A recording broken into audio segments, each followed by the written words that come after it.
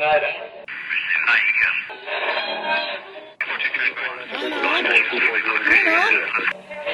is that you? There, I think I got it.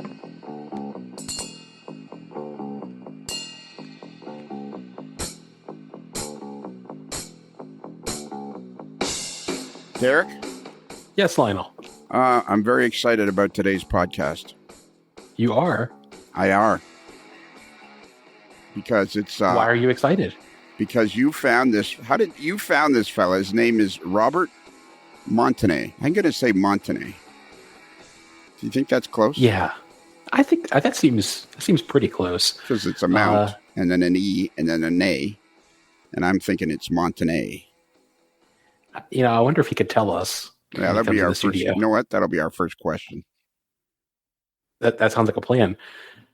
But so I was scrolling through Facebook.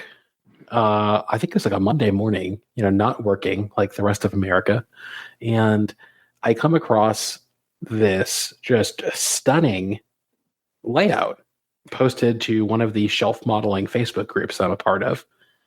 And it looked like the kind of work you would see on the cover of a magazine. And I couldn't believe it was like a Pennsylvania Railroad steam locomotive. And the equipment looked great. The scenery looked great. The structures looked great. And nobody had liked it and nobody had commented on it because it had just been posted a minute ago. So I just, liked it and commented like, this is just fantastic. And didn't think anything of it. And then all of a sudden, I looked back that morning and there were like 35, 40 people who had liked it and like 25 comments. And then by the end of the day, it had hundreds of comments and likes and it just went viral. And you'd never heard of this particular fella? No, I thought that I probably should have because, I was like, this guy needs to be in the magazines. And then it turned out that this particular layout was featured in Great Model Railroads at some point. I think it was in Railroad Model Craftsman just like a month prior. Okay. Which shows how well read I am in the hobby. Not only was it in Railroad Model Craftsman, it was on the cover. It turns out it was on the cover of Railroad Model Craftsman. I think it was also had something to. I think Kalmbach published it in one of their publications. We'll ask him that when he comes into the room. That'll be the second question we ask him. Yeah, when he comes into the studio. First question will be, how do you pronounce his name? And then the second question will be, where have we seen this particular layout in the Model Railroad Press? I think those are good questions to ask. And I sent him a message on Facebook and we started chatting. And it turns out he's just such a nice guy. We kept on talking and talking all day. So I basically got no work done that day, which is not that different than a typical day for me. But so you just sent him a message? Like, what was the message? Like, saw your layout, it's fantastic kind of thing? Pretty much, yeah. I'm fascinated. And then go ahead. I think I got the courage to ask, hey, there's this podcast. I'm not sure if you'd ever want to come on and talk about it. Yeah. And to my delight, he said yes. Yeah, because you sent me a message saying, look at this. And do you think we could have him on the pod? And I'm like, yeah, for sure. And then I started investigating, and it's like to me, it's like a dream layout, right? It's not overly big. It's L-shaped. It's 6 feet by 10 feet. I'm assuming it's probably a couple feet wide. I don't know for sure. But to me, this is a big part of the hobby that really isn't pursued enough, I don't think. Smaller layouts that can be highly detailed and highly modeled, I don't think are pursued enough. Like, there's nothing wrong with big layouts. I'm a big layout fan because you can have lots of people operating them and stuff like that. Our pal Tom Jacobs, the Queso Cowboy, he has this beautiful layout in a dedicated building. And, our friend Chris Adams has a beautiful layout. And, but I think these kind of layouts, they draw you in somehow. They're almost deceptive, right? Like, yeah, it's a museum quality. And, I had never seen, because I was going through the pictures and I had to remind myself that it was a shelf layout. There's a scene in a corner where there's a Y, like an interchange, and it looks like it's, I would imagine the scene's like 5 or 6 feet deep. Like, it just looks like it's supposed to be. It's just, I couldn't believe that this was a shelf layout. I don't know. Well, we're asking. You know what? Let's get him into the studio and just let's start asking some of these questions, right? And just start berating him with questions. Okay, Robert, come berate on in, man. me. Hey, berate me all you want. Okay, Is my microphone? Your microphone's perfect. Okay, great. The first question I want to ask you is the proper pronunciation of your name. Is it Robert? Yes, it's Robert. I have an odd nickname of Robin, Robin, that follows me around, and the last name is Mountenay. So you're right. Wow, I got it on the first bounce. You got it on the first bounce. And how did you get the nickname Robin? My mother had a crush on Robin Roberts, who was the star pitcher for the 1950 Phillies. And when I came along in 55, my parents wanted to name me Robin, and a friend of theirs said, how's he going to feel about it when he's 69 years old and called Robin? So they named me Robert after my father. And I like Robin. I've always been Robin, so I live with it. So that's the name you go by, is Robin. Yeah, generally I do. And did you ever learn to pitch at the major league level? No, not at all. I was a lefty, and nobody knew how to teach me how to pitch left-handed. So, I was thinking there maybe for a minute we kind of uncovered maybe a Robert Redford, the natural kind of thing there. Nah, unfortunately, not the case. Okay. And the second question we had was, your layout recently appeared in Railroad Model Craftsman, who's the editor of that is the one and only Otto Von Drack. Correct. And his father is Ed Von Drack, but not that Ed, a different Ed. Right. I had wondered the same thing. I remembered Ed's byline from Model Railroader years ago, and it's not that Ed. No, it's not. And that's the one question I always say to him. I've asked him like 1,000 times just because I think it's pretty much annoying the crap out of him now. I'll try that on him too. Yeah. So has your layout appeared anywhere else in the Model Railroad press? It appeared the year before in Railroad Model Craftsman in the 50th anniversary issue, and it was really overwhelmed by Alan McClelland had just died a couple months before, and so there was a big cover story on the V&O. But what Otto wanted me to do first time around was to discuss the relationship between my layout and a simulation of that layout that was, I don't know, created on the train's simulation platform.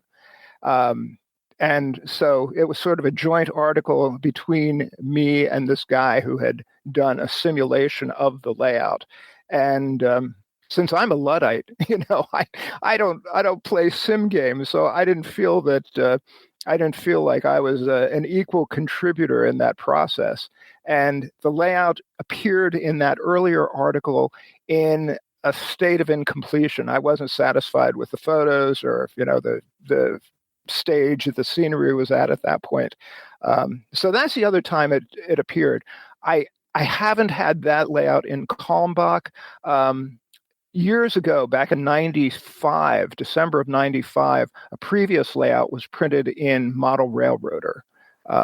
It was a small layout that was in the living room of our parsonage in Greensburg, PA. And surprisingly, people remember it.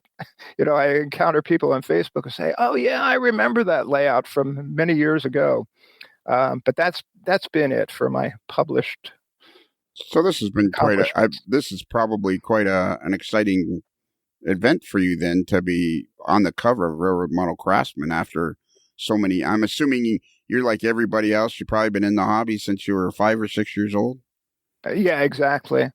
Yeah, it was very exciting. And I met Otto on Facebook, and that's how he started following the work that I was doing. And he had asked me for that initial article. And how long have you been working on this particular layout? Almost 5 years. We retired 5 years ago. Both my wife and I retired. We were living in North Jersey in the suburbs of New York City, and we decided to retire to York, Pennsylvania, where housing prices were lower and the land was flowing with milk and honey.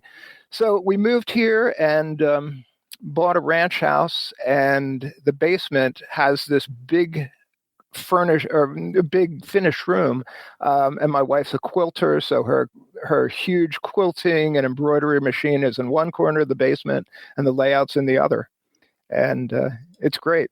And had you had layouts before? Yeah, I had layouts before. I had the one that was published in Model Railroader back in the 90s. And then I had one when we moved to Jersey. I built actually I built a couple. The first one I scrapped before it was really finished, but the second one I had really developed pretty fully, and but I'm a retired pastor. I'm a Lutheran pastor, and until we retired, we had always lived in parsonages and church-owned homes. And so, when it was time to retire, I had to give up the house, and in the process, give out the layout as well. And so I had to start over when we made this move. And were any of your other layouts bigger layouts, or were there always kind of this kind of shelves or smaller size? Or the one that I scrapped it filled a 13 by 13 room in the basement of that parsonage, and for some reason it just didn't have vision. I realized this is not what I envisioned, and scrapped it. And what I did at that point was really kind of strange. I started with a 4x8. I remember as a little kid, my father had Kalmbach's small railroads you can build. It had the Pine Tree Central, the Evergreen Central, a few other small layouts that were beautifully detailed and had perfect scenery. And I always admired those. And, as I got older, I thought, I wonder what you can do with a 4x8. And so I started with a 4x8. It was based on a plan that was in Model Railroader magazine. And I made it into a Reading branch line. It had a center. It had a divider down the center of it that served as a backdrop. So I had two different towns modeled on this thing, and it was built for expansion. And so I expanded with an L-shaped addition that included a 3-track staging yard, and that was really brought to completion, but I just didn't have the time to do the photography and write an article while I was working, and so it did appear in a digital article on Model Railroader's website about 2 years ago. So that's all right. So yeah. the whole RMC thing must have been. I mean, I think RMC now is the leading magazine in the hobby. Me personally, yeah, I think too. Yeah, I mean, it's done so well, and like your modeling skills are phenomenal. Well, thank you. And they're somewhat limited in that don't get me to install a decoder or something like that. I have this mental block about electronics to some extent. I do the things that I need to do in order to have an operating layout. But I think scenery, structures, things like that are kind of my favorite aspects of the hobby. Well, and 1,000 times we've talked about that on the podcast. I mean, I have no desire to install a decoder myself. I have good for you. I have zero desire. Like whatever the number is that's less than 0, that's the desire I have to install a decoder. It just seems too complicated. I know I'm my soldering abilities are limited at best. They're good enough to solder track together or something like that, but generally my soldering abilities are very limited. So, I mean, I just know that if I tried to install it, I think I tried once to install a decoder and pretty quickly went, nah, I don't like doing this. Seems like every time I take apart a locomotive, it doesn't go back together properly. Exactly. So. What about you, Derek? Where do you fit in that? In terms of soldering and DCC? Yeah, like, do you install decoders? Would you like to install decoders? Like, where do you fit in? Yeah, I install decoders, but I don't feel good about it. And, like, I put it off. Like, I'll be honest with you. I'm sitting at my desk. and I have 3 locomotives with shells off that are unwired from their factory circuit boards that all need to have their connections soldered to like decoder buddies and then decoders installed. And I have a stack of decoders here to the side. They're actually sitting in like a little plastic container. And all I have to do is spend half an hour. I could probably have all 3 installed and finished, but here they sit, not installed. I can do it. I just don't want to do it. Yeah, and I think some people just relish in it. It's like, that's, again, that's the hobby, right? I mean, if you like, right. Yeah. I like to build structures, or I like scenery. Like, I like pretty much everything other than installing decoders. I actually even like wiring my layout. Like, I've never, I'm one of those guys that likes to have the wires all neat and laid out. And so if there's ever a problem, you can easily trace to the problem and that kind of stuff. But yeah, when it comes to decoders, I'm just like, no thanks. I got to know somebody that can do it. I know, and that's what I'm trying to find, somebody who can do it.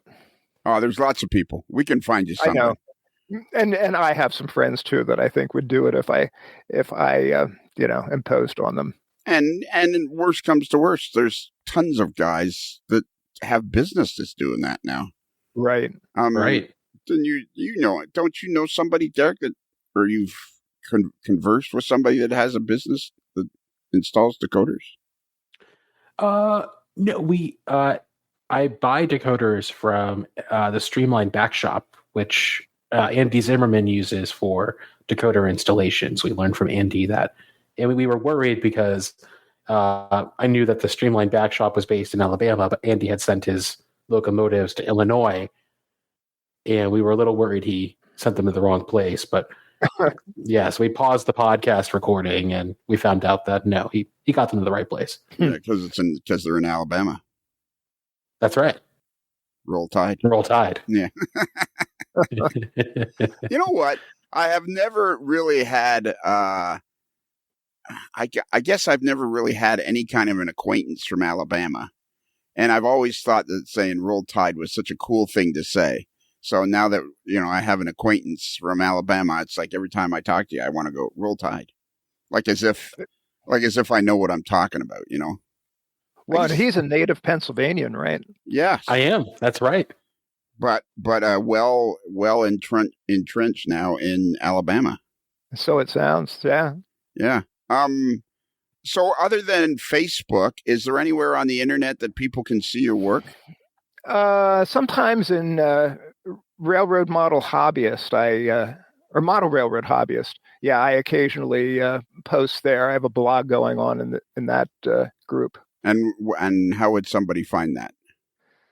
Look up Barchester. That's the name of the layout, the name of the town that I'm modeling. Okay, and how did that come about?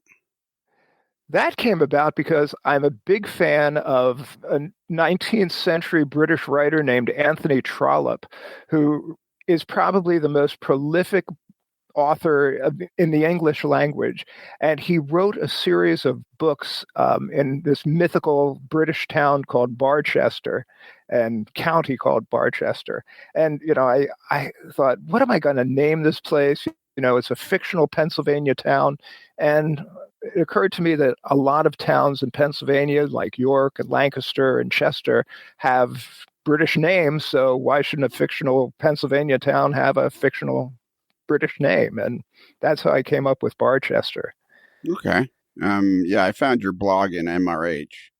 Okay. It wasn't that hard to do. All I did was put in Barchester and Model Railroad Hobbyist, and boom, it came right up. There it is. Yeah, it's easy to find. Now, the only thing you should know going forward is I'm not a big fan of blogs. I'm not either.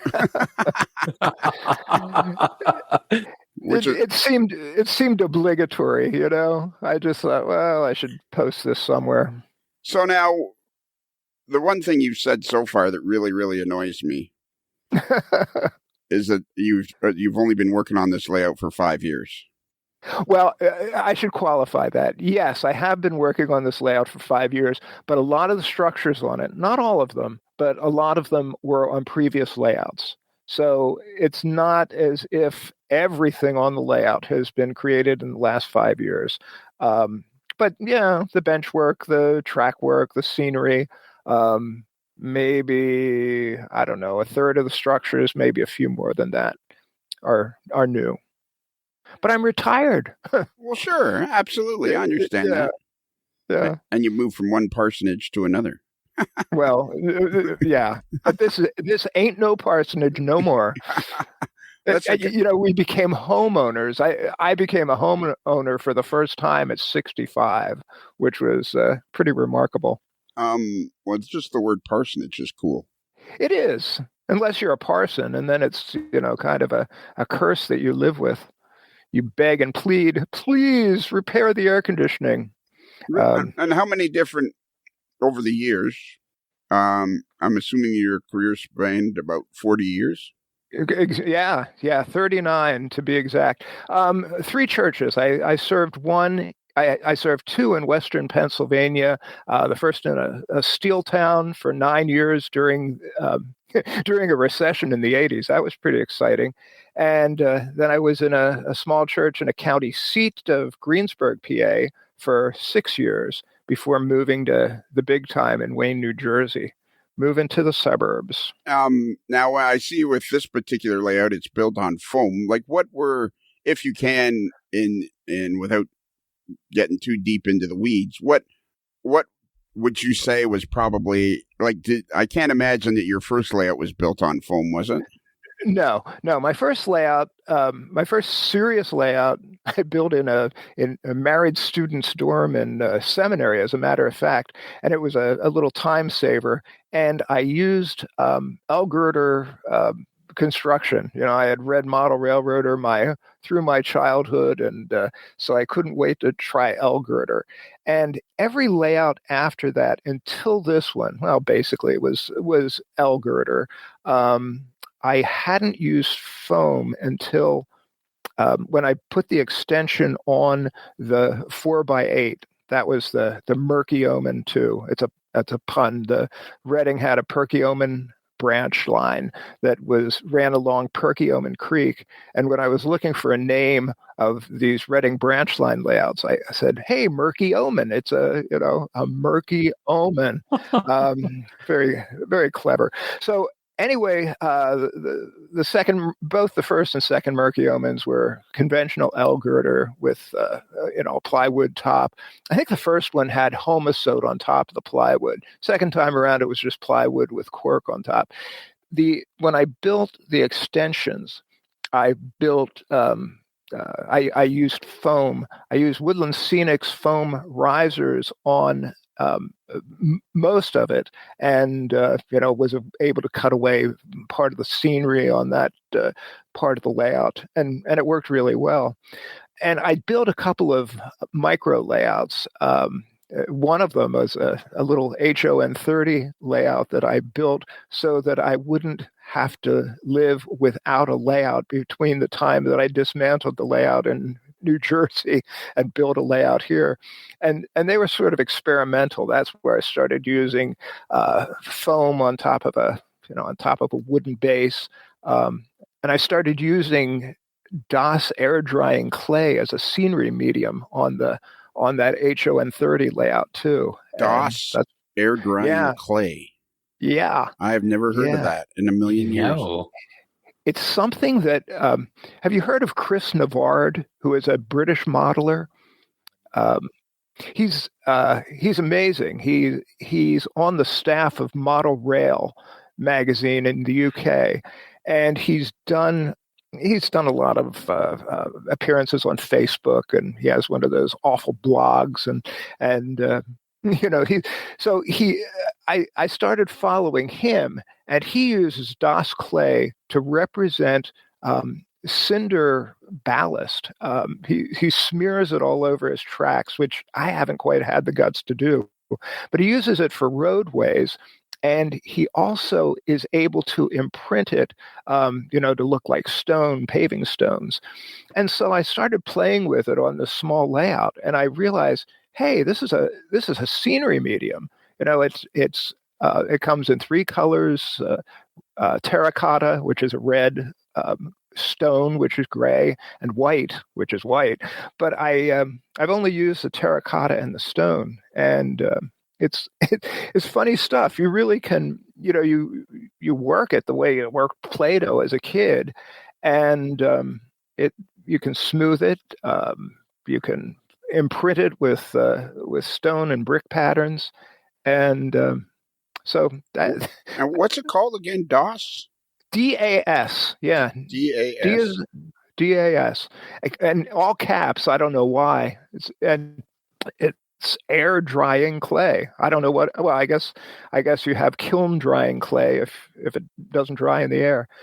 But yeah, it's kind of amazing stuff. It's kind of expensive. I mean, it's you get a block at Hobby Lobby or from Amazon, and it's about $13 for a 2-pound block. So it's not the kind of thing that if you're going to fill your basement with a layout, you're going to use on that because you'll go broke doing it. But on a small layout, it really works nicely. So are you using this for as almost like ground goop, or is it like for streets and roads? Like what's the application on your layout? Everything. I used it for every aspect of scenery and didn't really intend to. I thought I would just use it for roads. But the more I used it, the more I realized, hey, I think I can make a decent stream bed with this, or I can, I covered foam to make mountains. The downside of it is that it dries hard as a brick. And so, you can't always poke it through with an awl if it is too heavily applied. So, you have to get out the drill and maybe even a masonry drill bit in rare cases. But it's just seems fairly common. Like I'm looking online, and there seems to be several places you can purchase it. Yeah, it's easily available, readily available. And air drying means that once you apply it, after a period of time, it becomes rock hard. Exactly. Yep. And how long does it take for it to become rock hard? About a day. So you have quite a bit of working time with it. I've found, and this I got from Chris Navarre, that you spread white glue down first. That helps it adhere to, especially foam or any other surface you're using, really. And you can wet it to make it more pliable, because there comes a point where your fingers are just encrusted with the stuff, and you think it's never going to come off. And so you wet it, and it becomes a bit more pliable. So I know. I highly recommend that everybody go to your Facebook page, which is Montenay's Model Railroads. This is one of those model railroads where you just kind of look at the pictures and drool. Thank you. Now, do you feel like you've always had, I feel like model railroading is basically an artistic art pastime.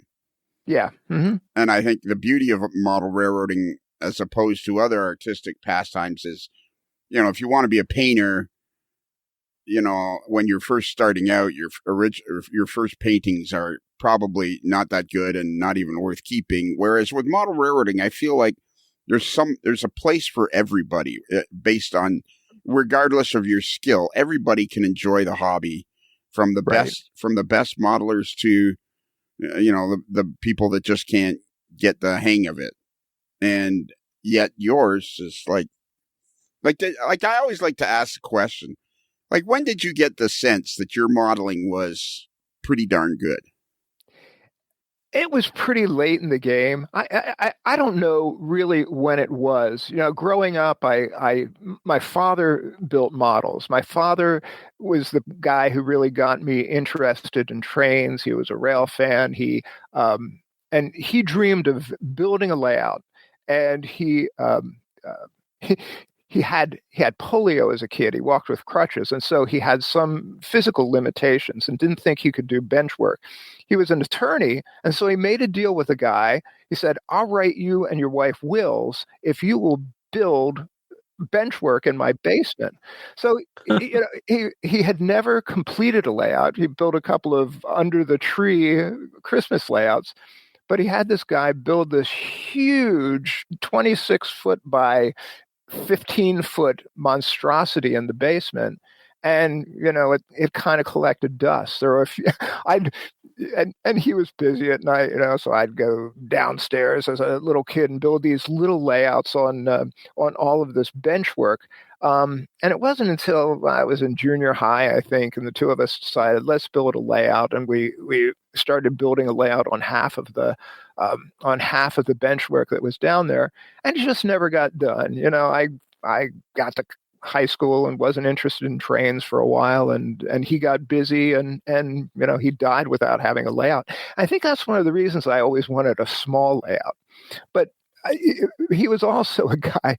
He could be pretty intimidating. He was really quite a craftsman. He built some really beautiful structures, especially in like Central Valley boxcar kits and stuff.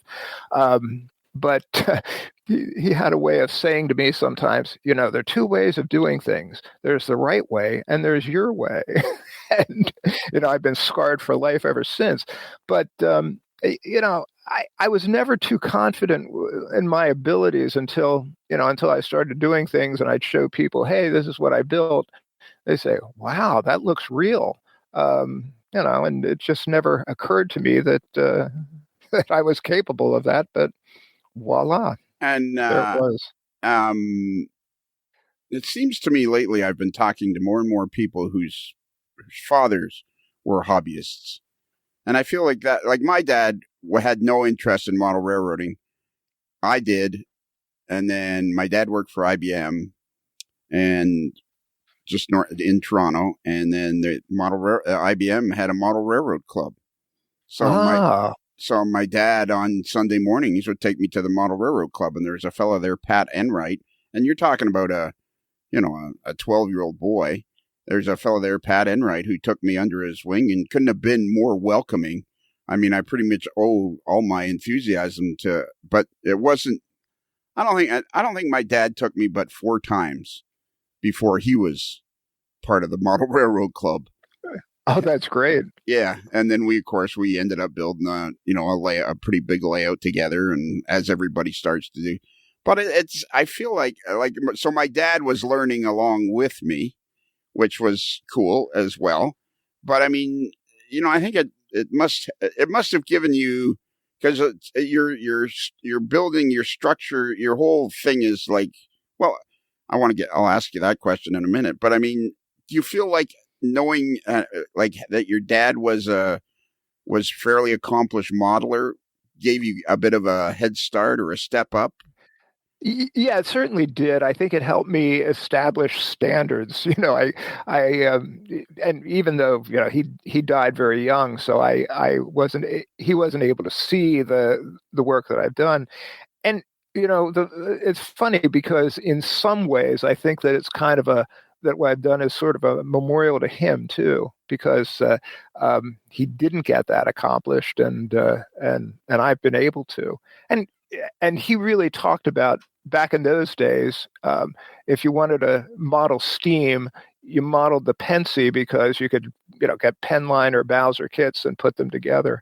And so, this time around, I thought, well, I'm going to do the Pensy this time, and just as kind of a tribute to him. And so did Otto find you? Is that how you ended up in the magazine? Yeah, Otto found me on Facebook. Yeah, he saw what we were doing and approached you. And approached me, yeah. Okay. Now I see in the article, this is kind of interesting too. I have a really in-depth question that I think Derek, we should save for the part 2 on the Patreon page.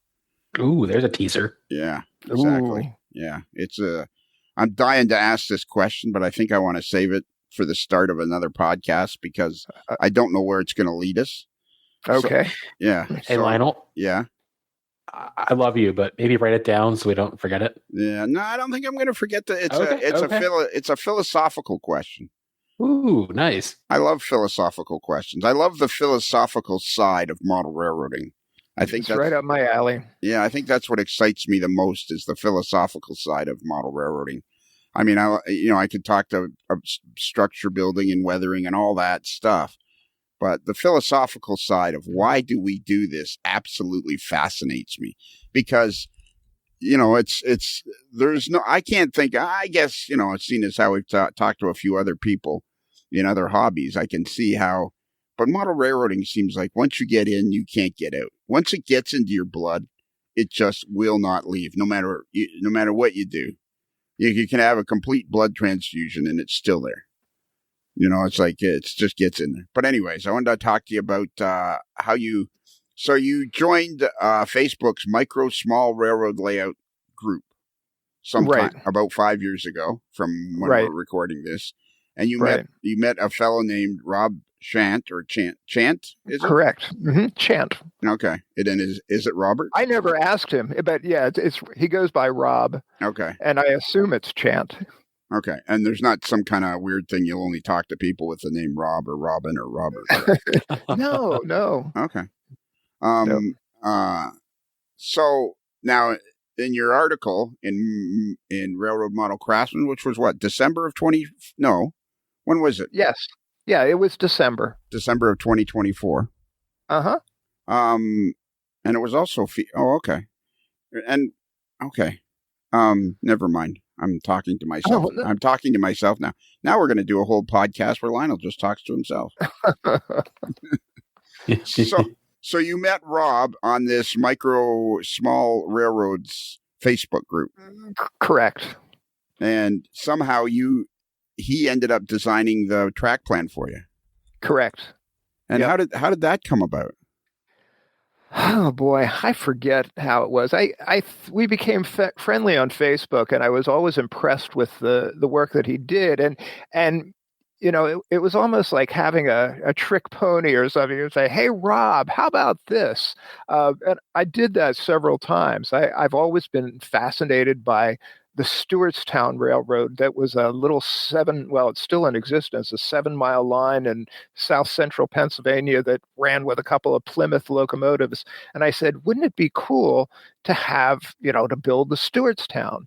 And so he did do, I think it was a 10 by 10 L-shaped model of the Stewartstown. And what always struck me about Stewartstown is that its terminal was based on a Y. That was the only runaround track that they had, and all these industries and businesses were clustered around this Y in downtown Stewartstown. So initially, he designed a Stewartstown layout, but that was before we had bought the house that we retired into. And when we bought the house, I realized that the Stewartstown layout wasn't going to fit, but I did have room for an L-shaped layout that was slightly smaller. And I said, "So, Rob, what do you think?" And he came up with what became Barchester. And he's amazing. He has a blog. He likes blogs more than you and I do, Lionel. It's called Journal of Model Railroad Design, and there's a Facebook group of the same name. And when I first met him, he never took a dime for designing layouts, but I think eventually he decided, I can make a few bucks here. So he designs layouts for people now at a price. But occasionally on the Facebook group, he'll say, "Hey, give me your givens and druthers, and I will." I'll do a layout for somebody or for 5 people or whatever. And he just does an amazing job at it. Sounds to me, Derek, like we're going to have to track down is it Chant? We don't know. I don't know. And he's lost most of his hearing. Okay. I've never talked to him. I've only ever, communicated electronically. He jokes about it. He says, "Well, I wouldn't be able to hear you if you did talk to me." So yeah, something to keep in mind. Well, that goes back to the magic of model railroading is whether if you've lost your hearing or whatever. Even I know some guys who, as they age, they have some problems, some dexterity problems, and yet they're able to keep going at the hobby because there's no speed limit in the hobby. You know, you Right. can, you know, even if you can only do a teeny bit each day, it's still there. And I think model railroaders in general live longer because it's I hope always, so. I think they do. Like, I mean, you know, we just lost Paul Dokos not that long ago, and he was in his late 80s, early 90s, and, you know, and fairly, and quite active. You know, I think it's important. I can't find this particular Facebook group, small micro layouts. They changed the name to small. What is it? Small model railroad layouts. Yeah. Oh, okay. Yeah, that's the group. Now I got to join it. Yeah, and it's not what it once was, but don't tell anybody I said that. Yeah. Don't worry, nobody listens to this podcast. So. Yeah, what to look for, it really is the Journal of Model Railroad Design. That's Rob's Facebook group, and it's well worth belonging to. And he has a beautiful website. And I think one of the really interesting things when we were talking on Facebook a couple weeks ago, he had designed an extension of your existing L-shaped layout, and I kind of asked in the typical model railroad sense, like, "Oh, are you going to build the extension?" And I thought it was a really interesting answer that you gave, which was no. And that's not something I would have expected to hear when you have such a beautiful, successful layout. But why aren't you building the extension? I thought that was a really interesting take. Because I don't have room for it. I wish we could use the camera at the moment, because right next to where the layout is an opening to a bar. We never dreamed of having a house with a bar, but we've got a house with a bar, and so I can't obstruct the entrance to the bar. And beyond the bar, there's a fireplace. I mean, the room is huge, but there are a variety of obstructions, and it's a multi-purpose room. So there's just not space for it, and I'm okay with that. So how do you? Yeah, I think. Oh, go ahead, Derek. Well, I think just being okay with what you have is kind of rare in the hobby. Well, I think that's a huge point, which is kind of my philosophical discussion, because I think that's a huge point of being okay with what you have. Like I don't think there's a model railroader on the planet that would be unhappy with what Rob's done here. Like, that's my philosophical discussion. We got to come back to that. I have found I have found Mr. Chant's website, and it is called the Journal of Model Railroad Design, and the URL is JOMRD. J is in John, O is in Oscar, M is in Mike, R is in Railroad, and D is in David, .com. JOMRD.com. And what a fantastic website. I've never, don't you, this is a philosophical question that we'll do. This is on our free channel, Rob, and we have 2 channels.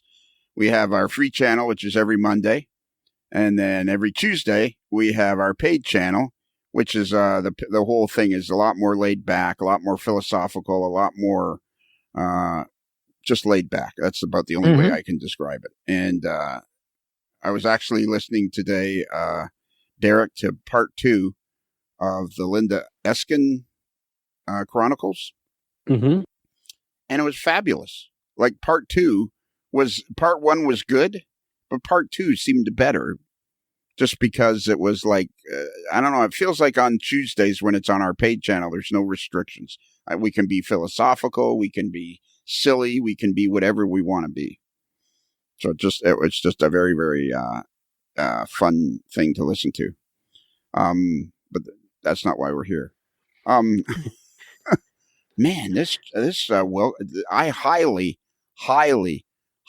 recommend everybody to go to the Journal of Model Railroad Design. This is a fantastic website. And like, I'm looking at the posts, and sitting here, there have been 8 posts in the last week on this website. The amount of content is staggering. Yeah, he's got a backlog that is just amazing. He almost he had a website that was quite good, but he redid it, and he was losing everything that was on the old website. He was hurriedly getting everything together so that he could preserve as much as possible. So this grows in jumps and starts. But he does amazing work. If you go to page 2, you'll see article the backstory of Barchester, Pennsylvania. And it's kind of a history of the railroad, complete with both the original track plan and the expanded track plan. Oh, there it is. The article. The article was done on February 1st, 2025. You click on read more, and okay, so basically, here's the original design, and then there's an expanded design of the particular of your layout. Yep. Wow, look at that. And he named a town after me. Oh, that was nice. How about that? It was. Yeah. So he named the town Rob? Mountenay. The story of the Barchester County Railroad's founding and eventual lease by the Pennsylvania Railroad is a fascinating one rooted in the post-Civil War economic growth, local entrepreneurship, and the feverish expansion of railroads in the United States during the late. Holy mackerel. I've been doing this podcast for 10 years. Had no idea what to expect. Derek was telling me he had found you and asked if he could, said, is it okay if I approach this fellow and see if he wants to be on the podcast? And I'm like, yeah, sure, go for it. If he can speak up and answer questions, absolutely. And now I feel like the gift of the week is having discovered this particular website. This is what fascinates me about this hobby is the end. Robert, you and I are basically the same age, almost identical in age. And do you not find that and you're the same as me since you're 5 years old, you were a model railroader. Sure, there was a lapse of time as you went through your teen years and early 20s where other things were, took up your time and blah, blah, blah. But do you not find the transition from when you and I first discovered the hobby to now to be almost mind-numbingly fantastic? Yes. Yeah, as a matter of fact. Yeah, it's amazing to me. One of the great things about retirement is that it's almost a second childhood. I can play with trains all I want, and I'm even making a little bit of money doing it. But yeah, it has been an amazing development. Truly has. It truly has. I mean, oh my God, this it's too bad that Mr. Shant's hearing is because I'd love to talk to him on the podcast. Yeah. He jokingly calls me his PR department. Oh, really? But yeah, because I've often recommended him. People will say on Facebook, "Oh, I can't come up with a track plan," and I say, "Go to the Journal of Model Railroad Design and talk to Rob." And even if you don't talk to Rob, look at his track plans because there's bound to be something that you can adapt. He's the second guy I've met. There's another fella called Bob Sprague, and he has a website called Bob's Track Plans, and it's just the way it sounds. It's bobstrackplans.com, and fantastic stuff where there's layout after layout after layout that's on here. His goes up. His most recent post was in November of 2024. But I mean, there's just one fantastic layout after another.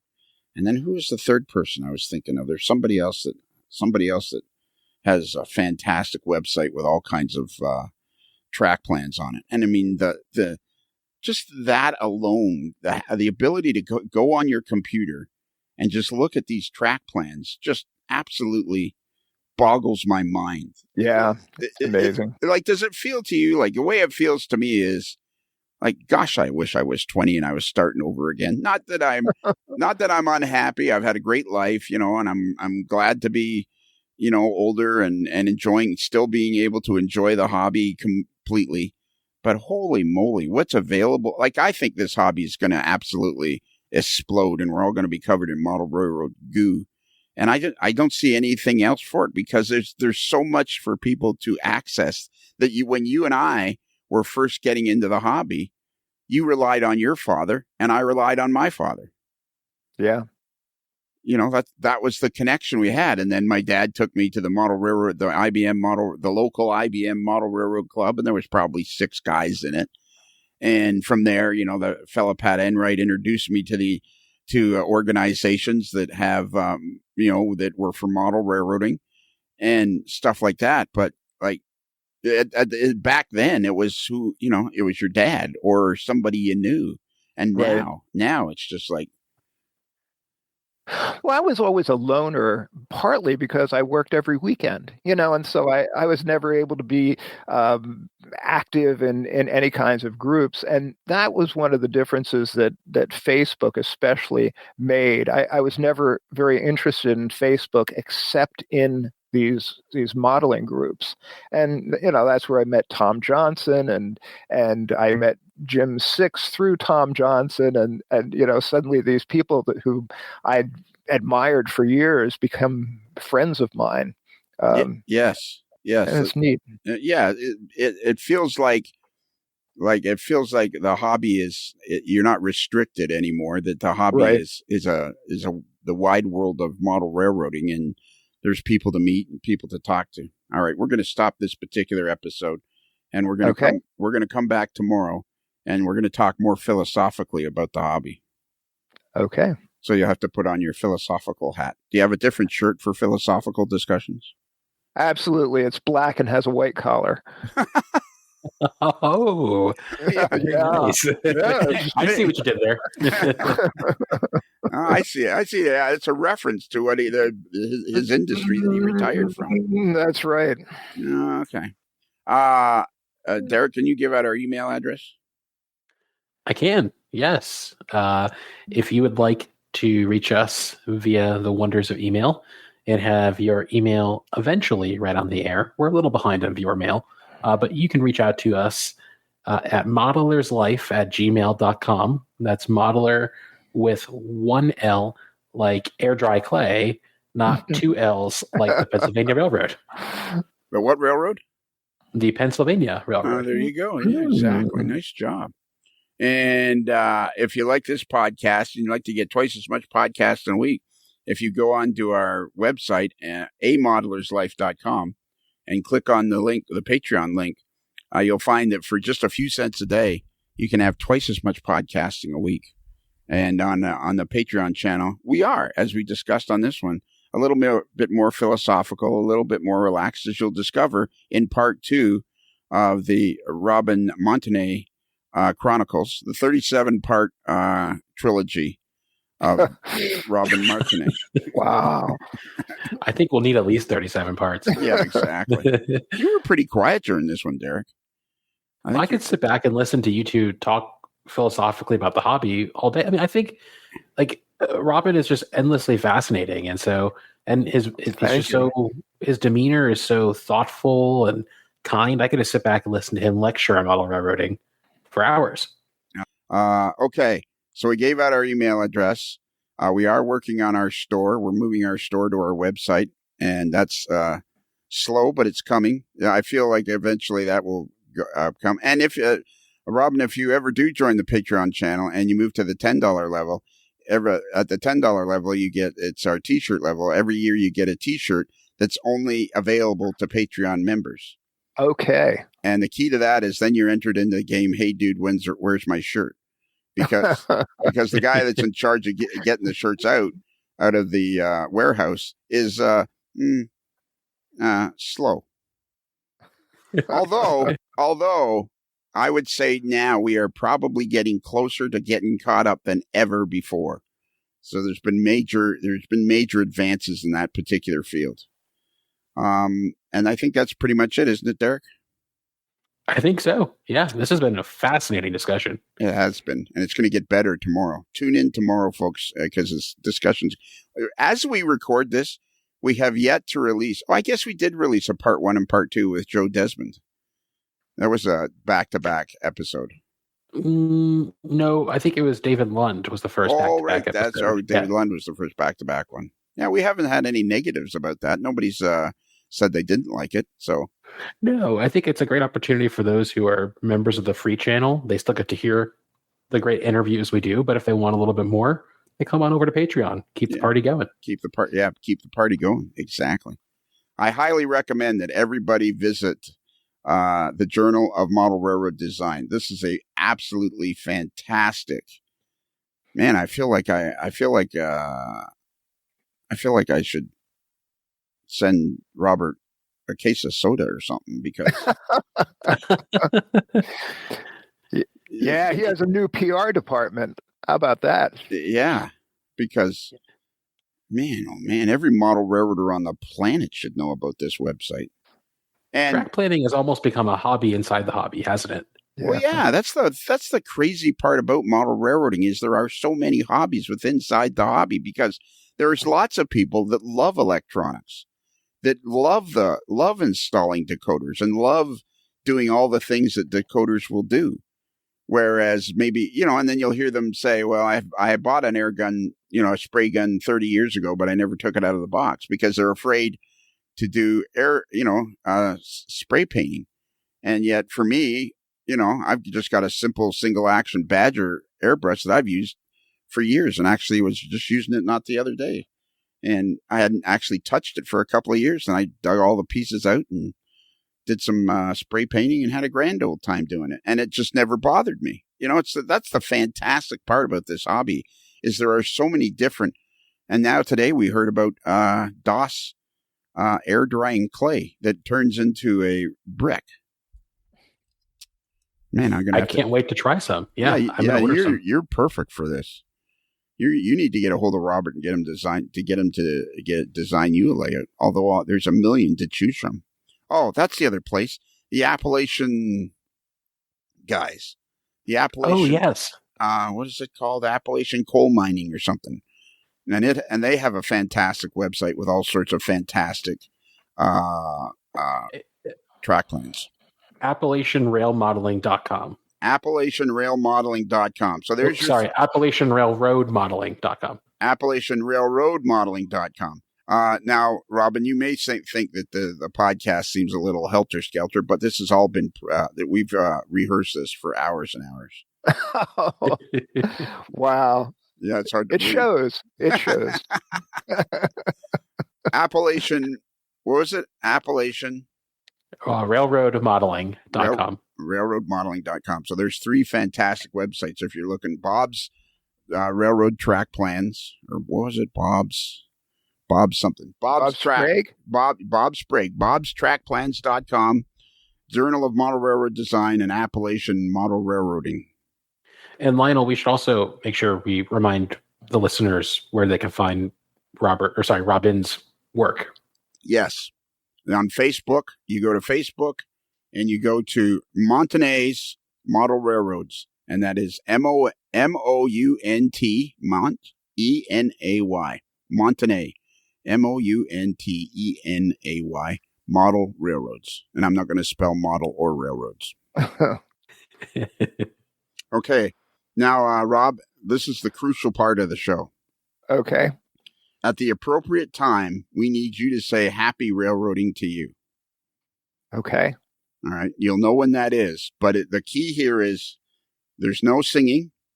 There's no dancing. There's no interpretation of any kind. We just need you to say with enthusiasm, happy rails to you. Okay. All right. Well, Robin, as we close the barn doors on another episode of A Modeler's Life and the sun slowly sets over the back 40, I guess there's nothing else left to do except for you to say, happy model railroading to you. God, it was so close. It was so good.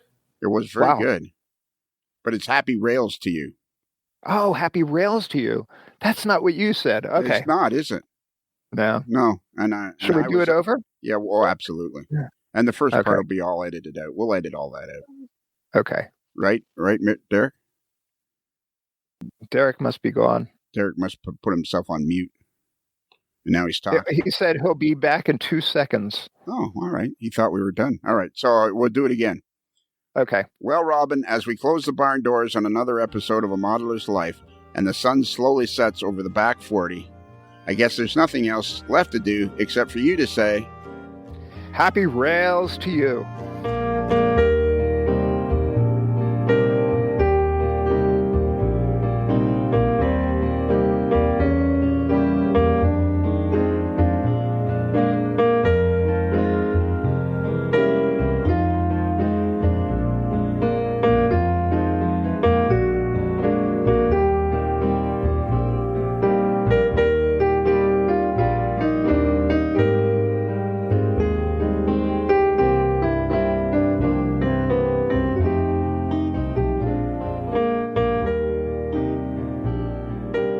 While in Busted Knuckle, guests of a Modeler's Life podcast stay at the Casa del Sol Motor Court and Inn, where late-night dancing at the Rumba Room is a magical event to be experienced.